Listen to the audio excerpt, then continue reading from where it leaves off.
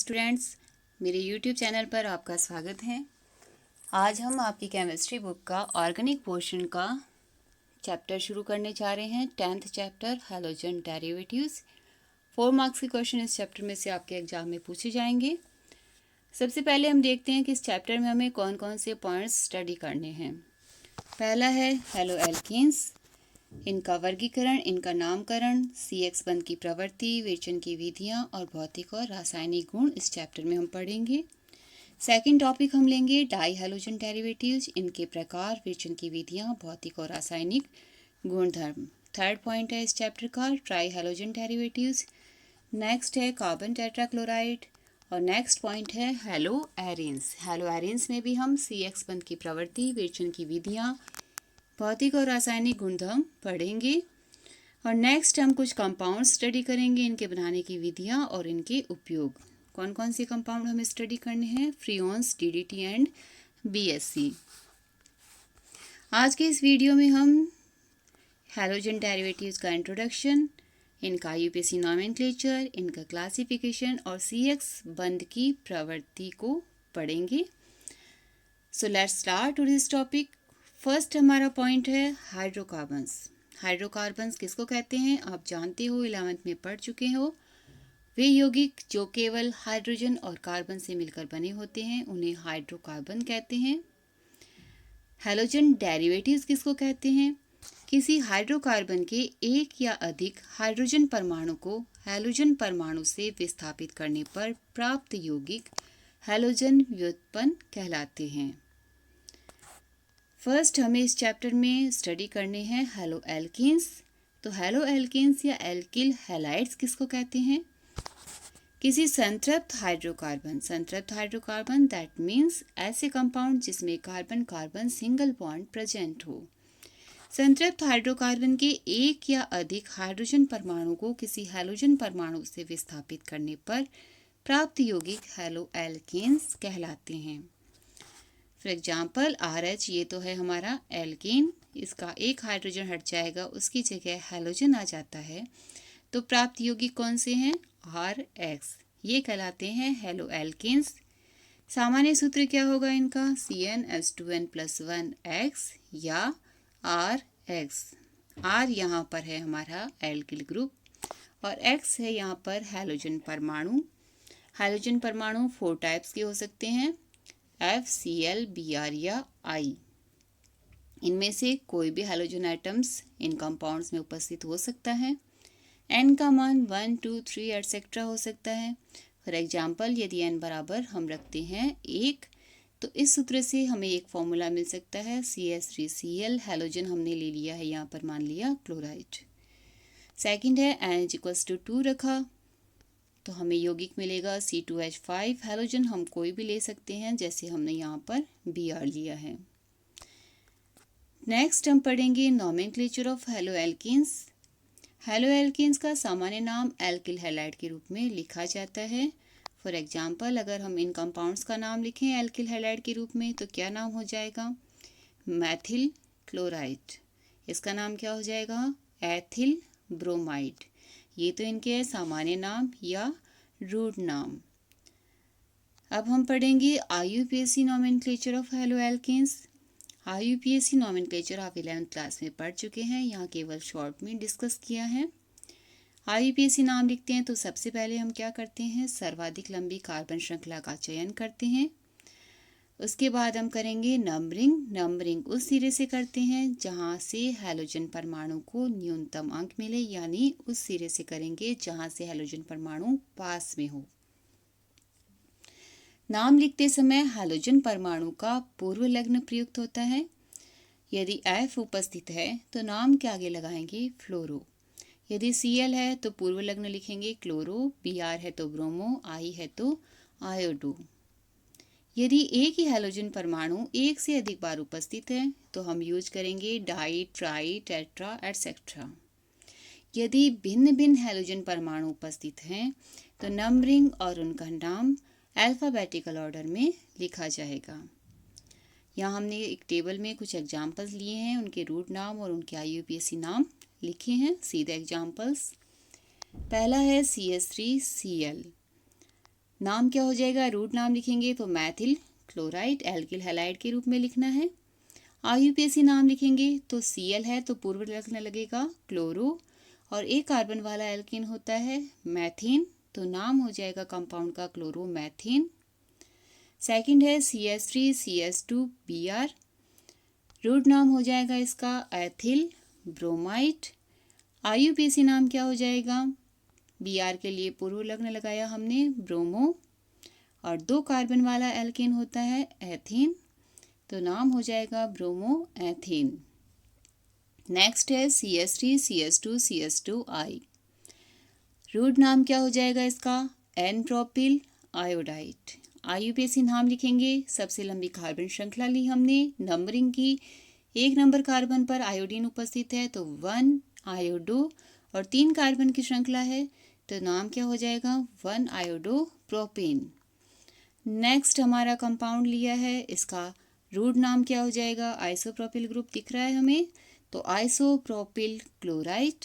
IUPAC नाम लिखेंगे तो सबसे लंबी कार्बन श्रृंखला का चयन करेंगे, सबसे लंबी कार्बन श्रृंखला, और उसके बाद करेंगे हम नंबरिंग 1 2 2 पे उपस्थित है Cl, तो नाम क्या हो जाएगा 2 क्लोरोप्रोपेन। नेक्स्ट हमारे पास कंपाउंड है, इसका रूट नाम क्या हो जाएगा द्वितीयक ब्यूटिल ब्रोमाइड। द्वितीयक क्यों लगाया है, क्योंकि ब्रोमीन है वो सेकेंडरी कार्बन से जुड़ा है। सेकेंडरी कार्बन या द्वितीय कार्बन वो कार्बन जो आगे 2 कार्बन से जुड़ा हुआ हो, तो रूट नाम इसका हो जाएगा द्वितीयक ब्यूटिल ब्रोमाइड। IUPAC नाम लिखेंगे तो सबसे पहले हम चयन करेंगे सबसे लंबी कार्बन श्रृंखला, उसके बाद हम करेंगे नंबरिंग 1 2 2 पर ब्रोमीन उपस्थित है तो नाम क्या हो जाएगा 2 ब्रोमो ब्यूटेन, 4 कार्बन की चेन है तो 2 ब्रोमो ब्यूटेन। नेक्स्ट हमारा कंपाउंड लिया है हमने, रूट नाम हम इसका रखेंगे तृतीयक ब्यूटिल ब्रोमाइड। तृतीयक क्यों हुआ, क्योंकि Cl ऐसे क्लोरीन से जुड़ा है जो आगे 3 कार्बन से जुड़ा हुआ है, तो ये तृतीय कार्बन है, और 4 कार्बन टोटल उपस्थित है, तो ग्रुप कौन सा हो गया तृतीयक ब्यूटिल क्लोराइड। IUPAC नाम लिखेंगे तो वही सबसे पहला स्टेप, सबसे लंबी कार्बन श्रृंखला, उसके बाद हम करेंगे नंबरिंग, 2 पर मैथिल और क्लोरो दोनों उपस्थित हैं। अल्फ़ाबेटिकल ऑर्डर से नाम लिखेंगे तो नाम क्या हो जाएगा 2 क्लोरो 2 मैथिल प्रोपेन। नेक्स्ट हमने कंपाउंड लिया है ये, इसका रूट नाम क्या हो जाएगा आइसोपेंटिल। आइसो ग्रुप प्रेजेंट है और 5 कार्बन उपस्थित है तो आइसोपेंटिल ब्रोमाइड। IUPAC नाम लिखेंगे तो वही स्टेप करेंगे, सबसे लंबी कार्बन श्रृंखला ली हमने, फिर नंबरिंग की 1 2 3 एंड ये 4। 3 पर मैथिल ग्रुप उपस्थित है, 1 पे ब्रोमो है, अल्फ़ाबेटिकल ऑर्डर में लिखेंगे तो नाम क्या हो जाएगा 1 ब्रोमो 3 मैथिल ब्यूटेन। नेक्स्ट हमारे कंपाउंड है CH2Cl2, रूट नाम क्या हो गया मैथिलीन क्लोराइड। IUPAC नाम क्या हो जाएगा डाइक्लोरोमैथेन। एक से ज़्यादा बार हैलोजन है तो डाई ट्राई टेट्रा यूज करते हैं, 2 क्लोरो है तो डाइक्लोरो हो गया, और 1 कार्बन का एल्केन है तो डाइक्लोरोमैथेन। नेक्स्ट है CHCl3, सामान्य नाम या रूट नाम हो जाएगा क्लोरोफॉर्म, और IUPAC नाम क्या हो जाएगा ट्राइक्लोरोमैथेन। नेक्स्ट हमारा CCl4, सामान्य नाम है इसका कार्बन टेट्राक्लोराइड, और IUPAC नाम इसका है टेट्राक्लोरोमैथेन। ये तो था IUPAC nomenclature of hello alkanes. अब हमें स्टडी करना है classification of hello alkanes. Halo alkanes का वर्गीकरण। हम जानते हैं वर्गीकरण जब भी करते हैं तो कोई बेस लेंगे। हैलो एल्केन्स का वर्गीकरण हम अलग अलग बेसिस पे कर रहे हैं। पहला बेस हमने लिया है हैलो एल्केन में उपस्थित हैलोजन परमाणु की संख्या के आधार पर।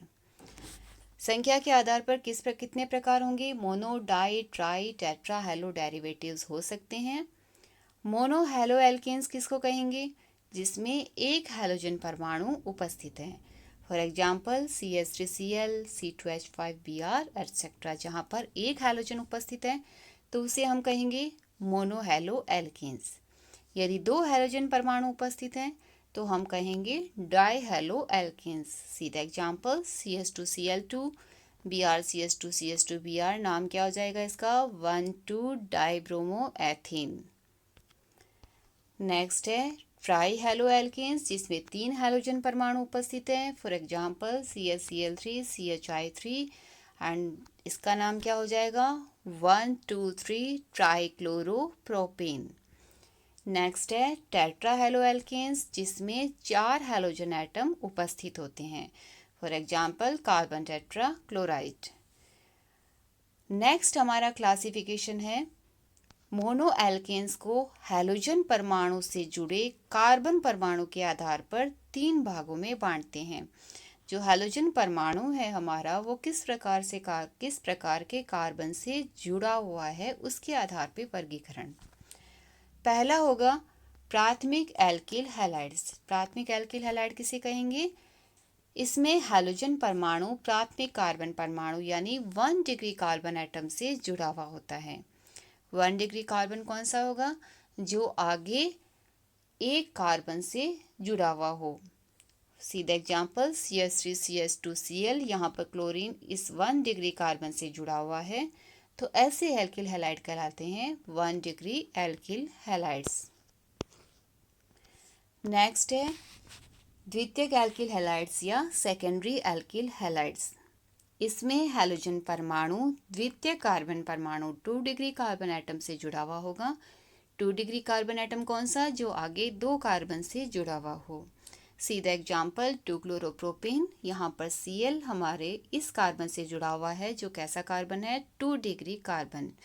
ये आगे 2 कार्बन और से जुड़ा हुआ है। नेक्स्ट है हमारा तृतीयक एल्किल हैलाइड्स या टर्शरी एल्किल हैलाइड्स। किसको कहेंगे, वे यौगिक जिसमें हैलोजन परमाणु 3 डिग्री कार्बन से जुड़ा हुआ हो। सी द एग्जाम्पल 2-क्लोरो-2-मैथिल प्रोपेन, यहाँ पर हमारा हैलोजन एक 3 डिग्री कार्बन एटम से जुड़ा हुआ है, तो ऐसे एल्किल हैलाइड्स कहलाते हैं tertiary alkyl halides. Next type of haloalkane है एलाइलिक हैलाइड्स। एलाइलिक हैलाइड्स किसको कहेंगे, वे यौगिक जिसमें हैलोजन परमाणु एक sp3 संकरित कार्बन से जुड़ा हुआ है और ये sp3 संकरित कार्बन आगे एक sp2 कार्बन से जुड़ा हुआ होता है। सी the example, allyl chloride CH2CH CH2Cl, इसमें Cl एक sp3 संकरित कार्बन से जुड़ा है और ये sp3 संकरित कार्बन आगे एक sp2 संकरित कार्बन से जुड़ा हुआ है। sp2 संकरित कार्बन कौन सा होगा, जो डबल बॉन्ड बना रहा है। नेक्स्ट हमारा इसका एग्जाम्पल कौन सा है, 3-क्लोरो-साइक्लोहेक्सीन। यहाँ पर भी हम देखें, ये Cl एक sp3 संकरित कार्बन से जुड़ा है और ये sp3 संकरित कार्बन आगे जुड़ा हुआ है sp2 संकरित कार्बन से। नेक्स्ट हमारा टाइप है वाइनिलिक हैलाइड्स।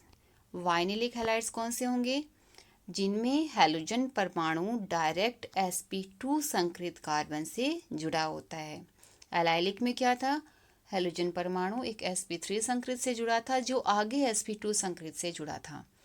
और वाइनिलिक हैलाइड्स में क्या होगा, हैलोजन परमाणु डायरेक्ट sp2 संकरित कार्बन से जुड़ा होता है। सी the example, vinyl chloride CH2CHCl halogen है, यहाँ पर sp2 संकरित कार्बन से जुड़ा हुआ है। नेक्स्ट एग्जाम्पल है 2-क्लोरो-साइक्लोहेक्सीन। 2-क्लोरो क्यों हुआ, 6 मेंबर रिंग है तो साइक्लोहेक्स हो गया, डबल बॉन्ड है तो साइक्लोहेक्सीन हो गया और 1 and 2 सेकेंड कार्बन पर उपस्थित है Cl, तो नाम हो जाएगा इसका 2-क्लोरो-साइक्लोहेक्सीन। यहाँ पर क्लोरीन एक sp2 संकरित कार्बन से जुड़ा हुआ है, तो ये किस प्रकार का हैलाइड हो गया, वाइनिलिक हैलाइड्स। नेक्स्ट है बेंजाइलिक हैलाइड्स। किसे कहेंगे, हैलोजन एक sp3 संकरित कार्बन से जुड़ा होता है जो आगे एक एरोमेटिक रिंग से जुड़ा होता है। सी द एग्जाम्पल, बेंजिल क्लोराइड, यहाँ पर हैलोजन Cl एक sp2 संकरित कार्बन से जुड़ा है और ये sp2 संकरित कार्बन आगे एक एरोमेटिक रिंग से जुड़ा है। तो ऐसे कंपाउंड्स कहलाते हैं बेंजाइलिक हैलाइड्स। नेक्स्ट है एरिल हैलाइड्स। किसको कहेंगे?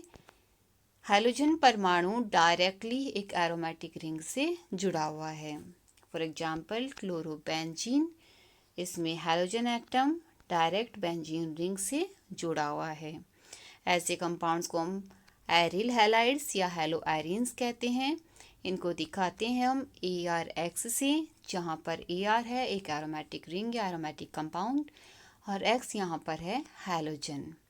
तो ये तो था क्लासिफिकेशन ऑफ हैलो एल्केन्स। आज की वीडियो का लास्ट पॉइंट है हैलो एल्केन्स में है CX बंध की प्रवृत्ति। हम जानते हैं हैलो एल्केन्स किसको कहते हैं? संतृप्त हाइड्रोकार्बन जिसमें हाइड्रोजन के स्थान पर हैलोजन आ गया है, तो CX बंध बन रहा है। इस CX बंध की प्रकृति किस प्रकार की होगी? हैलो एल्केन्स में CX बंध का निर्माण कार्बन का sp3 संकरित कक्षक और X का भाग लेगा P कक्षक, इनके अतिव्यापन से सिग्मा बंध बनता है। इसे हम एग्जाम्पल से देख रहे हैं। एग्जाम्पल लिया है हमने CH3Cl का। इसमें कार्बन का तो होगा sp3 संकरित कक्षक। ये CH3Cl की स्ट्रक्चर दे रखी है हमने। कार्बन के पास 4 sp3 संकरित कक्षक है। 3 sp3 संकरित कक्षक तो 3H के साथ बंध बनाने के लिए काम आ रहे हैं, और जो 4th sp3 संकरित कक्षक है वो क्लोरीन के 3p कक्षक के साथ अतिव्यापन करके सिग्मा बॉन्ड बनाएगा। इस बॉन्ड की प्रवृत्ति कैसी होगी? हम जानते हैं कार्बन और हैलोजन में से कार्बन की इलेक्ट्रॉन नेगेटिविटी कम होती है, X या हैलोजन की इलेक्ट्रॉन नेगेटिविटी ज़्यादा है। इस कारण से इस बंध के इलेक्ट्रॉन X की तरफ ज़्यादा शिफ्ट हो जाएंगे और X पर आ जाएगा आंशिक ऋणावेश, कार्बन पर आ जाएगा आंशिक धनावेश। यानी ये किस प्रकार का बंध है? ध्रुवीय सहसंयोजक बंध। अब विभिन्न हैलोजन परमाणुओं के साथ बॉन्ड लेंथ का क्या क्रम रहेगा? Ci बॉन्ड की बॉन्ड लेंथ सबसे ज़्यादा, उसके बाद CBr उससे कम, CCl उससे कम और सबसे कम बॉन्ड लेंथ है CF बंध की। ऐसा क्यों है? क्योंकि हैलोजन परमाणु के आकार का क्रम हमें मालूम है। सबसे बड़ा आकार होता है आयोडो का, then Br, then Cl and then F। तो इसी ऑर्डर में इनके बॉन्ड लेंथ का क्रम भी होगा। सबसे बड़ा बॉन्ड लेंथ कौन सी होगी? Ci बंध की। नेक्स्ट है बॉन्ड एनर्जी या बॉन्ड स्ट्रेंथ का क्रम। हम जानते हैं कोई बंध जितना बड़ा होगा, बॉन्ड लेंथ जितनी ज़्यादा होगी, उसकी बॉन्ड स्ट्रेंथ उतनी ही कम होगी। तो Ci बंध सबसे लंबा है, बॉन्ड लेंथ सबसे ज़्यादा है, तो बॉन्ड स्ट्रेंथ Ci की सबसे कम है। और CF बंध की बॉन्ड लेंथ सबसे कम थी, तो इसकी बॉन्ड एनर्जी सबसे ज़्यादा है। बॉन्ड एनर्जी ज़्यादा है तो बॉन्ड स्ट्रेंथ भी ज़्यादा है। इस बंध को तोड़ना सबसे ज़्यादा मुश्किल होगा और Ci बंध को तोड़ना सबसे ज़्यादा ईजी होता है। यही कारण है कि आयोडो एल्केन्स सबसे ज़्यादा रिएक्टिव होते हैं, क्योंकि इनमें Ci बंध को आसानी से तोड़ा जा सकता है। आज की वीडियो में हम यहीं तक पढ़ेंगे। नेक्स्ट वीडियो में हम लेंगे methods of preparation of hello alkanes. Thanks for watching my video.